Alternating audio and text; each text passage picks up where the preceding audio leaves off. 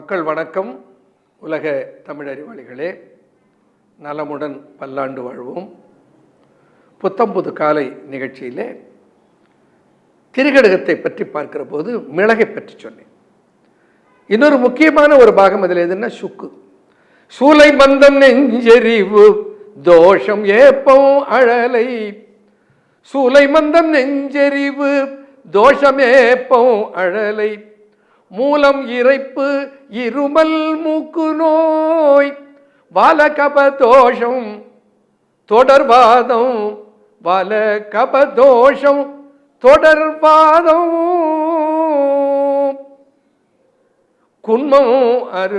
குன்மம் நீர் தோஷம் ஆமம் இவை போக்கும் சுக்கு. நீர்தோஷம், எல்லா வகையான நீர்தோஷத்தையும் சொல்லுகிறார். சூலை மந்தம் நெஞ்செறிவு தோஷம் ஏப்பம் அழலை. மூலம் இறைப்பு இருமல் மூக்கு நீர் வாலகபம். பாருங்க, மூக்கிலே நீர் கொட்டுகிற, சைனஸ் தொல்லையாக இருக்கிற, அதி தும்மலை தருகிற, மூக்கு அடைப்பை உருவாக்குகிற, ஐயம் என்கின்ற கபத்தினாலே வருகிற நோய், அந்த நோய்களுக்கெல்லாம் ஒரு சிறந்த மருந்து எதுன்னா சுக்குன்னு சொன்னார். அப்போ சுக்கை சும்மா நாம சேர்க்க சொல்லலை. திரிகடுகு பயன்படுத்துங்கள் என்று ஏன் சொல்றோம்னா, அதில் இருக்கிற சுக்குக்கு கபத ஆதிக்கத்தினாலே வருகிற இந்த மழை காலத்திலே குளிர்காலத்திலே ஏற்படுகிற கபம் சார்ந்த நோய்களுக்கெல்லாம் ஒரு எதிர்பார்த்தில் தருகிற சக்தி அந்த சுக்குக்கு இருக்கிறது. அப்போ இந்த சுக்கை சித்தர்கள் இதில் சேர்க்க சொல்லி இருக்கிறார். சுக்கு, மிளகு, அடுத்தது என்ன? திப்பிலி. திப்பிலியை பற்றி சொல்லுகிற போது ஆசன நோய், தொண்டை நோய், ஆசன நோய், தொண்டை நோய், ஆவரண பித்த முதல் நாசி நோய், நாள் புண்ணோய், விசிடு வியாங்கலாஞ்சனம் சிதையும் அம்பாய் அழியும் விந்து பொங்கலாம் சீர் நங்கையற்பால். பொங்கலாம் சீர் நங்கையற்பால் சீராய் அழியும் விந்து. விந்து நட்டத்தை போக்குகிற ஆற்றல் இந்த திப்பிலிக்கு உண்டு. திப்பிலி பைப்பர் லாங்கம், மிளகு பைப்பர் நைகரம்.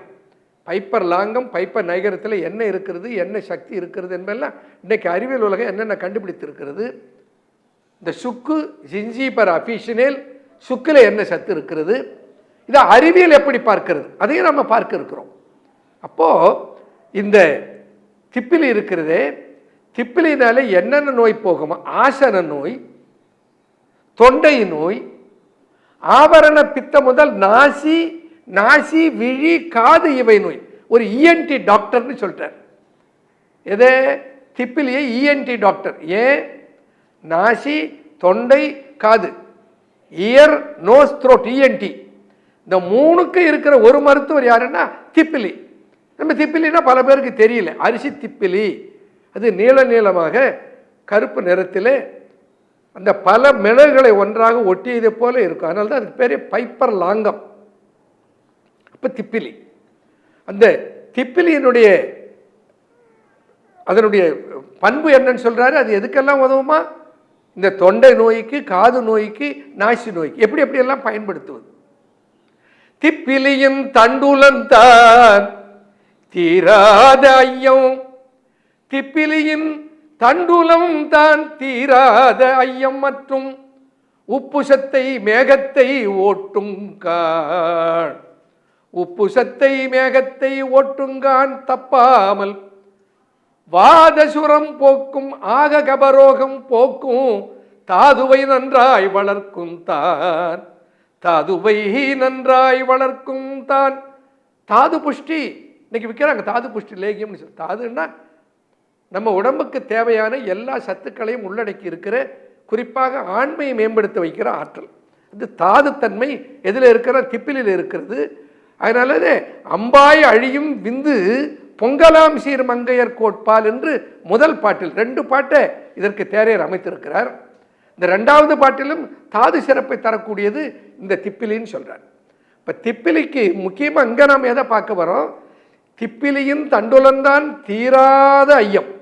இந்த நீங்காமல் தொத்தி கொண்டு இருக்கிற சிலர் சொல்லுவாங்க, எனக்கு அடிக்கடி சளிங்க, எப்போ பார்த்தாலும் சளி பிடிச்சிட்டு இருக்குதுங்க, என்றைக்குமே சளி இல்லாத நான் இருக்கிறதே இல்லைங்க என்று பலர் சொல்வார். இந்த நீண்ட சுரம். அப்போ திப்பிலியின் தண்டுளந்தான் தீராத ஐயம், வயிறு உப்புசம், இவைகளையெல்லாம் போக்குகிற ஆற்றல் இந்த திப்பிலிக்கு இருக்கிறது என்று குறிப்பிட்டிருக்கிறார். அப்போ இந்த மூன்று ஏன் சேர்த்தார்கள்? இந்த சுக்கு, மிளகு, திப்பிலி ஏன் சேர்த்தார்கள் என்பதற்கு காரணத்தை பார்த்தோம். இது எப்படி சேர்ப்பது, அதற்கு நவீன அறிவியல் ஆய்வுகள் என்ன சொல்லுகின்றன என்பதை தொடர்ந்து பார்க்கலாமா?